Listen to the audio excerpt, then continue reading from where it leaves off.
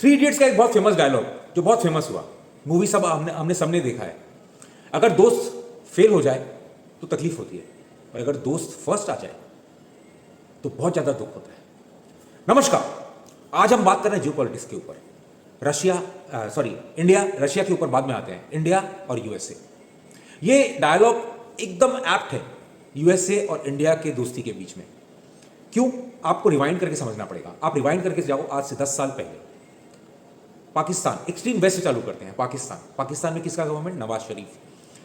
कैसा भाईचारा कि मोदी साहब बिना बुलाए पहुंच जाते हैं, हमारे उस समय के नए नए प्रधानमंत्री बिना बुलाए पहुंच जाते हैं।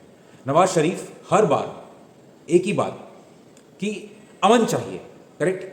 अफगानिस्तान एकदम, मतलब भारत लिटरली ऐसा होता है ना कि हिंदू और पठान भाई भाई।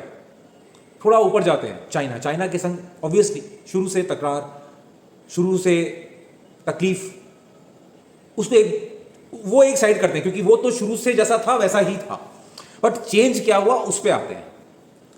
नेपाल, आप सोच के देखो, हिंदू राष्ट्र, बट आज के दिन में सीसीपी ने अपना पूरा अधिकार वहां पे लिटरली इन्फिल्ट्रेशन, इस तरह, मतलब इन्फिल्ट्रेशन नहीं, मतलब अपना उसको हिंदी वर्ड क्या बोलेंगे, अपना पावर इस तरह या इन्फिल्ट्रेट या इस तरह से उसका माइंड वॉश हुआ है कि अब कम्युनिस्ट, और अब लिटरली लास्ट 5 साल में 5 बार प्राइम मिनिस्टर चेंज हो चुका है।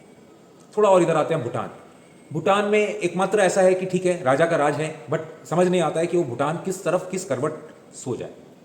और इधर आते हैं म्यांमार, बर्मा, आपको पता है सब लड़ रहे हैं और इसको ये समझ नहीं आता है कि ये इतने साल से लड़ रहे हैं। ये नॉर्थ ईस्ट में जो झमेला है, इसको फंड कौन कर रहा है? आपको समझ में आता है, मणिपुर है, असम है, उधर चाइना फंड कर रहा है, समझ आता है, एक दिमाग नॉर्मल समझ में आएगा कि हाँ ठीक है, कहीं ना कहीं कुछ। बर्मा, म्यांमार, क्यों? सोच के देखो। अब नया क्या कांड हुआ? क्यों ये टॉपिक चालू हुआ? बांग्लादेश। आज के दिन में मेजर एक चीज है बांग्लादेश। मैं रहता हूं वेस्ट बंगाल में। आप सोच के देखो, रातों की नींद हराम हुई है। क्यों? क्योंकि बांग्लादेश में जो हुआ उसके कारण। अब आप बोलोगे उससे हमारा क्या? ऐसा नहीं होता है। आप सोच के देखो, एक गवर्नमेंट जो लास्ट 10 साल से प्रो भारत, प्रो इंडिया, और अचानक से ऐसा क्या हुआ कि इतना बड़ा कूप और इतना बड़ा स्टूडेंट मूवमेंट। ये स्टूडेंट मूवमेंट कहीं ऐसा नहीं लगता है जैसे अपने बोलते हैं ना मार्केट में, फिर बोलने से किसी को कुछ लोगों को तेल का छींटा लगेगा। ये तो वही बात हो गई कि रिटेल मार्केट को चला रहा है। तो एक स्टूडेंट मूवमेंट, वो भी 2, 4, 5, 10 दिन, 15 दिन का, एक गवर्नमेंट को हिला दिया, वो भी जो 10 साल से था। ये बात ना, वो हाजमोला का ऐड था ना, ये बात कुछ हजम नहीं हुई।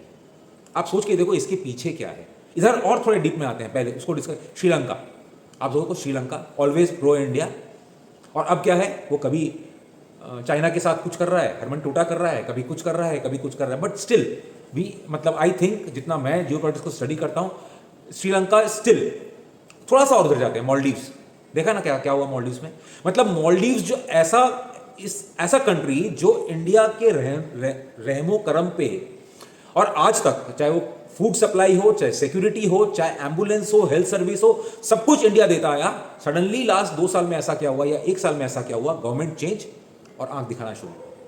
अब इस पूरे चीज को अगर आप स्टडी करोगे ना, तो फिर वो डायलॉग अच्छा लगेगा आपको कि दोस्त अगर फेल होता है ना तो तकलीफ होता है, बट दोस्त अगर फर्स्ट आ जाए ना तो बहुत दुख होता है। आज यूएसए सुपर पावर है, अकेला सुपर पावर है। ठीक है, आप बोल सकते हैं, हम बोल सकते हैं कि रशिया है, चाइना है, कुछ नहीं बिगाड़ पा रहा है यूएसए उसका, बट ठीक है, ये धीरे धीरे इमर्ज हुए हैं। बट अगर पिछले कुछ सालों, कुछ दशकों की अगर बात करें तो यूएसए अकेला सुपर पावर, उसके सामने अगर उसको यह दिख रहा है कि उसका एक दोस्त 6-7% की ग्रोथ पे चल रहा है और आने वाले 10-15 साल में वो उसका बराबरी करेगा, चाहे वो डिफेंस हो, और मेन तो इकोनॉमी होता है। आज इकोनॉमी में उसका इकोनॉमी डाउनफॉल पे है, वो दुनिया में लड़ाई करवा रहा है, वो दुनिया में सब जगह लड़ाई करवा रहा है अपने जीडीपी का फिगर दिखाने के लिए। आज बेसिकली क्या है, जहां जहां लड़ाई हो रहा है वहां पे वेपन्स अगर यूएस दे रहा है तो उसके जीडीपी के फिगर में आ रहा है। और क्या हो रहा है, उसका पेमेंट आ रहा है, यूक्रेन उसको पेमेंट कर रहा है, यूक्रेन उसको पेमेंट नहीं कर रहा। ये तो क्या बैलेंस शीट का एडजस्टमेंट है। वो रिसीवेबल्स में ऐड हो रहा है या बॉन्ड्स में ऐड हो रहा है, कभी जब आएगा तब आएगा। डेट क्यों बढ़ता जा रहा है? डेट क्यों बढ़ता जा रहा है? वो एक तरफ दिखा रहा है कि वहां से आना है, हम इधर डेट बढ़ाते जा रहे हैं। इसका अल्टीमेट क्या होगा? आज तक, आज 100 साल के इतिहास को अगर आप देखो, world war 1, world war 2, ultimately क्या होगा? ये वही होगा जो हम बचपन में खेला करते थे, लूडो, और जब खेल पूरा बिगड़ जाता था तो हम ऐसे पूरा बिखेर देते थे और बोलते थे अब नया से स्टार्ट करते हैं। ये अल्टीमेटली स्टार्ट तो वहीं से होना है। अभी जितना खिचड़ी पका लो, जितना आपको खिचड़ी पकाना है, जितना आपको गंदगी करना है कर लो, बट अल्टीमेटली जिस दिन आपको समझ में आएगा कि अब ये खेल और आगे चलने वाला नहीं है, उस दिन तो आप लूडो का वो चेस बोर्ड को घुमा दोगे, या चेस बोर्ड हो चाहे लूडो हो, उस बोर्ड, कोई भी बोर्ड गेम हो, उस बोर्ड गेम को फोल्ड कर लोगे और बोलोगे अब नया से स्टार्ट करते हैं। क्यों बांग्लादेश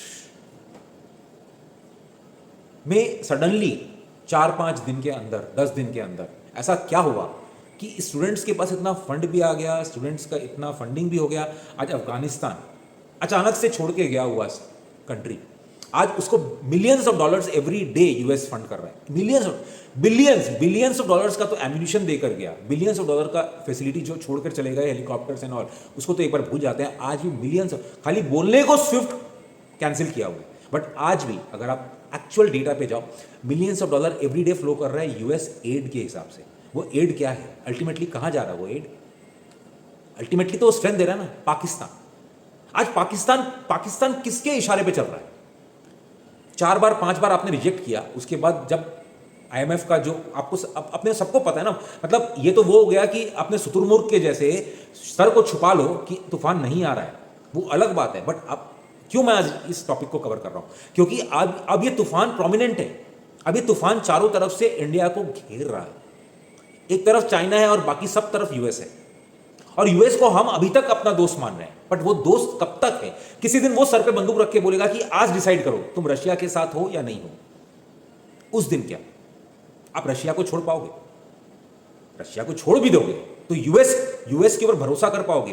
कौन कौन सी कंट्री ने आज तक यूएस पे भरोसा किया और उसका भरोसा खरा उतरा? चाहे वो यूक्रेन हो, चाहे वो अफगानिस्तान हो, चाहे वो सीरिया हो जहां पर डमी वॉर इतने सालों से किया, चाहे वो ईरान इराक हो, चाहे वो पाकिस्तान हो, किस कंट्री, कोई का ऐसा कंट्री का नाम बताइए जहां यूएस गया ये बोलकर कि मैं हूं ना, और उसके बाद उसका दशा क्या हुआ? वो सिर्फ जलती आग में अपना रोटी सेकता है। और अब इंडिया के लिए सोचने का दरकार है कि अब ये चारों तरफ, अभी तक सिर्फ वेस्ट में we had west Pakistan, literally अब Bangladesh is no more Bangladesh, it is east Pakistan. क्योंकि अब जो गवर्नमेंट है वो प्रो पाकिस्तान, पुराना वाला प्री 1971 वाला पाकिस्तान का रेजिम आ गया। मैं उस डिटेल्स में नहीं जाना चाहूंगा बिकॉज फिर वो किसी को अच्छा लगे, किसी को खराब लगे, बट अल्टीमेटली आज के दिन में अब ये कहानी है कि हम बांग्लादेश को वो प्री 1971, बिकॉज पोस्ट 1971 जो आप तो फादर ऑफ द नेशन का स्टैचू तोड़ चुके हो, जिसने इंडिपेंडेंस दिलाया उसका स्टैचू तोड़ चुके हो, तो अब आप उससे क्या ही उम्मीद कर सकते हो? तो इसका मतलब तो क्लियर हो गया ना कि यूएस फंड कर रहा है पाकिस्तान को, और पाकिस्तान, चाहे उसको सीआईए बोल लो, चाहे आप सीआईए बोल लो, चाहे आईएसआई बोल लो, कोई भी बोल लो, अल्टीमेटली कहीं ना कहीं से तो पैसा आ रहा है ना। भूखे पेट भजन ना होए गोपाल, कहां से पैसा आ रहा है? पैसा कहां से आ रहा है? वो अफगानिस्तान में किसके पास से पैसा आ रहा है? पाकिस्तान में किसके पास से पैसा आ रहा है? म्यांमार में, बर्मा में कहां किसके पास से पैसा आ रहा है? श्रीलंका में किसके पास से पैसा आ रहा है? मॉलडीव्स में किसके पास से पैसा आ रहा है? ये सब सामने दिखता है ना, एक समय के बाद सामने दिखता है जब आप अपना अलायंस या अपना वीकनेस डिफाइन करना शुरू कर देते हो कि नहीं, इसको तो मैं कुछ नहीं बोलूंगा, इसको तो मैं कुछ नहीं बोलूंगा।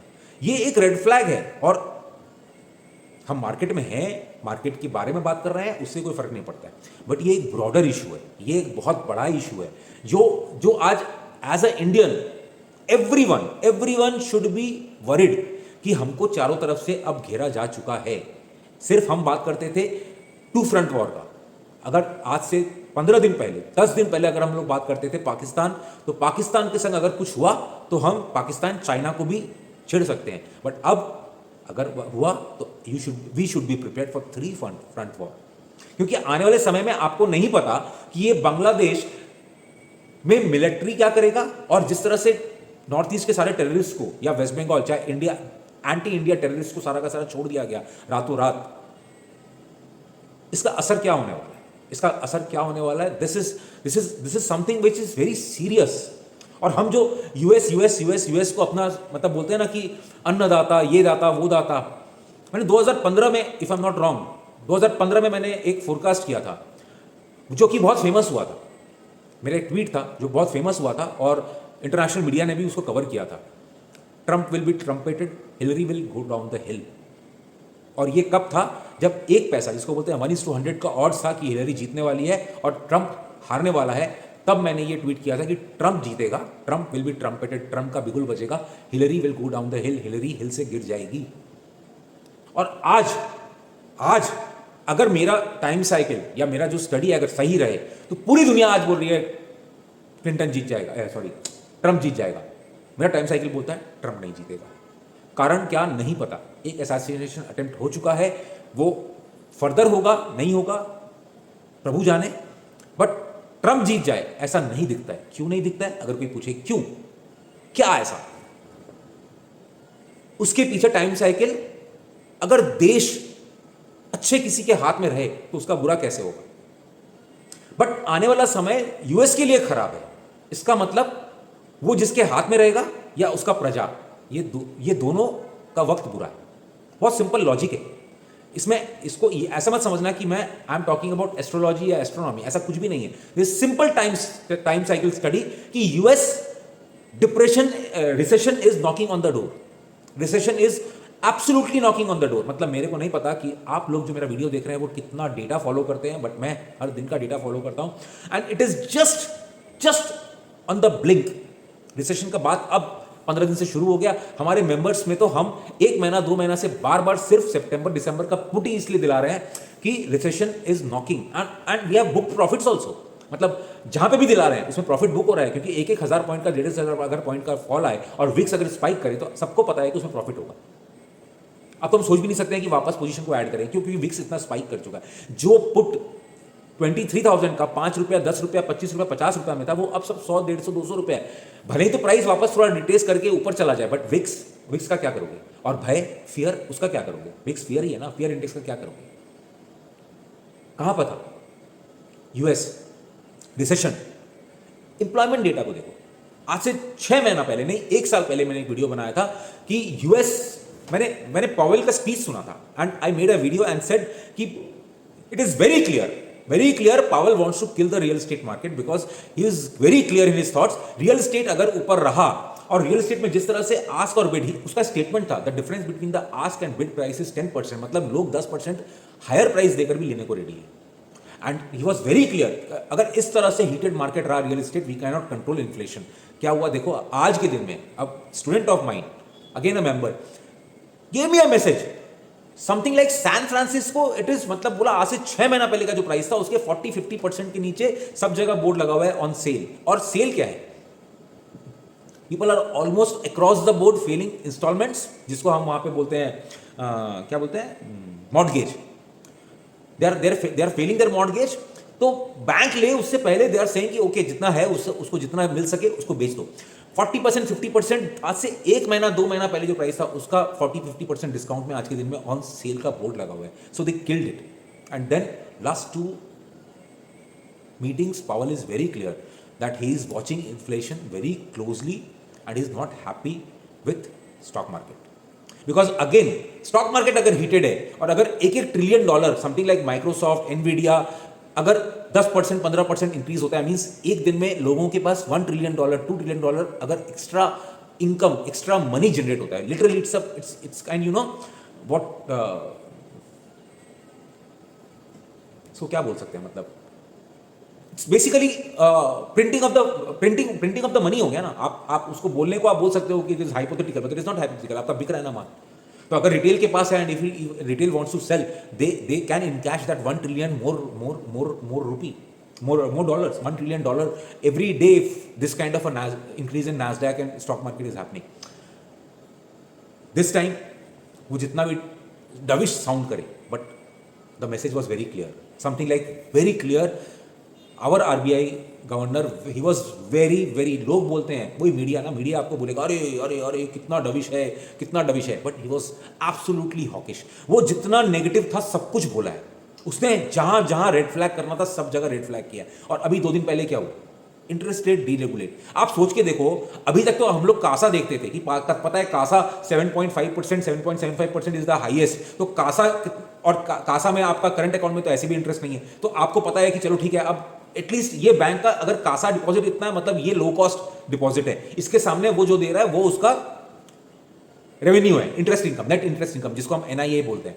अब आज के दिन में अगर बैंक निकल जाए लेने के लिए, और हमको याद है आज से 10-15 साल पहले ऐसा होता था, banks, there were agents for banks who used to churn deposits. अगर इफ आई नो कि 10 करोड़ का डिपॉजिट इसके पास है, 5 करोड़ का डिपॉजिट इसके पास है, if I know my clientele and customers something like, उस समय एजेंट्स, एलआईसी एजेंट्स या इस तरह के एजेंट्स जो रहते थे, उनको पता है कि ये एचएनआई है, इसके पास इतना डिपॉजिट है या ये है।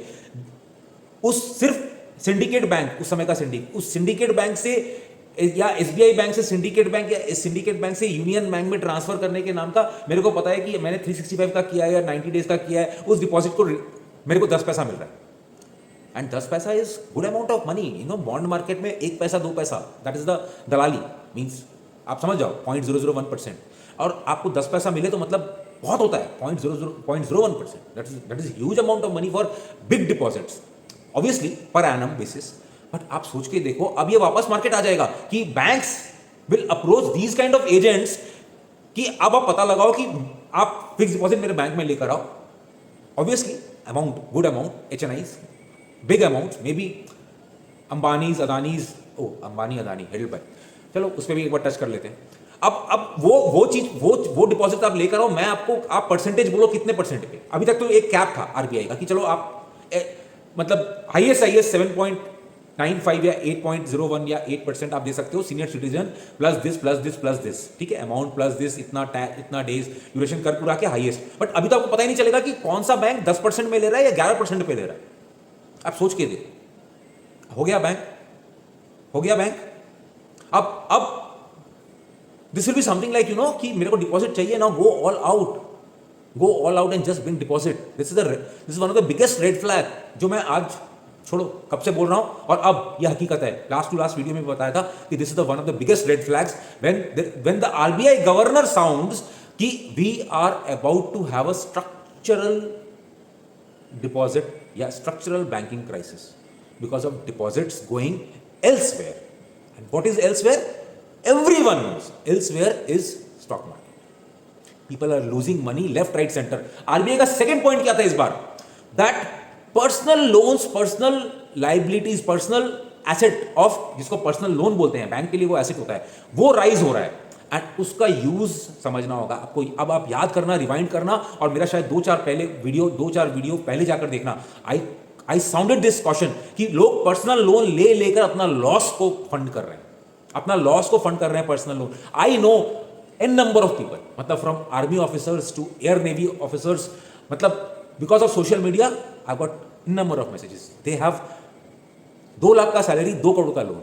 And how, when I say कैसे, personal loan, departmental loan, this loan, that loan, and they have funded. Why they have funded? मेरे नाना जी दादाजी बोला करते थे, अगर किसी सटोरिये को पैसा दे दिया ना, तो इसका मतलब तुमने उसके कब्र में और 2 ईंट डाल दी। क्यों? क्योंकि अगर उसको पैसा नहीं मिला तो वो एक लॉस के बाद रुक जाएगा। अगर उसको फंड करने वाला कोई मिल गया ना, तो इसका मतलब उसका लॉस कहां तक जाएगा नहीं पता। और यही हुआ है इस बैंकिंग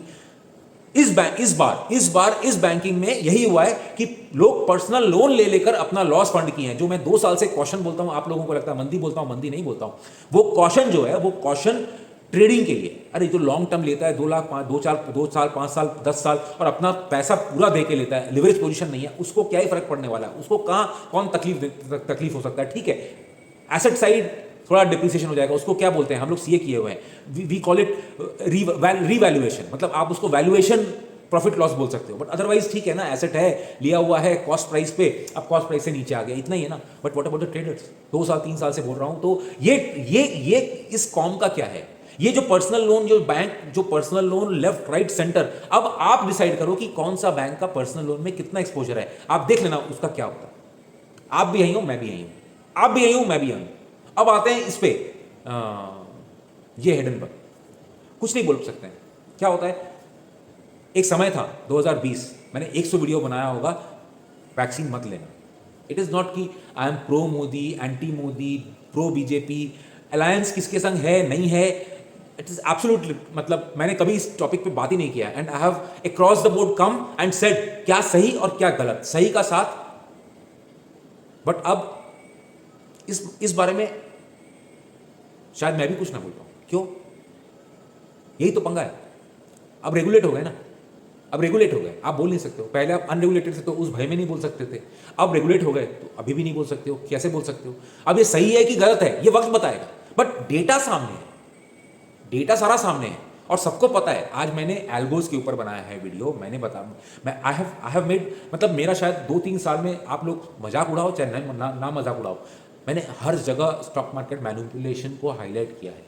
तो ये सारा जो स्टॉक मार्केट मैनिपुलेशन है वो हो रहा है, और जो वॉचडॉग है जिसको हम सेबी बोलते हैं, अगर वो आंख बंद करके बैठा है या इसके ऊपर एक्शन नहीं ले रहा है, मैं बोलता हूँ एक्शन ले भी ले, अगर 2 साल बाद 5 साल बाद भी ले ले तो उसका क्या फ़र्क, अगर आज नहीं लिया तो क्या फ़र्क, क्या फ़ायदा। Action is suppose to be at the right point of time, जिस दिन लेना चाहिए उस दिन लेना है। जैसे आज हम एसीसी का अगर यूएस में है, ठीक है, आई एग्री कि वहां पे भी मैनिपुलेशन है, बट एसीसी में फिर भी actions are fast, actions are fast. ऐसा नहीं 5 साल बाद, आप सोच के देखो, कोलोकेशन वाला जजमेंट आया 6-7 साल बाद, अदानी वाला ये अभी जो चला, मैं बीच बीच में छोड़ दी दो, मतलब हम लोग इन्फ्लुएंसर्स लोग के ऊपर और इसके ऊपर तो पता नहीं कितना आ गया ओवरनाइट। बट अब जो मार्केट्स के फाउंडेशन का, जिसके ऊपर आप फाउंडेशन डिफाइन कर सकते हो कि ये मार्केट का फाउंडेशन है, उस तरह के जजमेंट्स पे आप अगर 2 साल 4 साल 5 साल लगाओ, सुप्रीम कोर्ट पे जाकर बोल दिया we have come to a road block, क्या बोल सकते हैं, छोड़ो यार, अब कुछ नहीं बोल सकते हैं। मतलब इसके आगे तो कुछ बोल ही नहीं सकते ना, कि अगर कोई इन्वेस्टिगेटिंग एजेंसी जाके बोल दे कि हम कुछ नहीं कर सकते। चलो जैसा चल रहा है चलते रहेगा, मार्केट की तो क्या ही बात करनी है, जैसा मार्केट जिन लोगों के हाथ में है वैसा चलता रहेगा। जब होगा तब होगा, जिस दिन पाप का घड़ा भरेगा उस दिन सर कटेगा, जब तक नहीं भरता है तब तक चलता है। जय राम जी।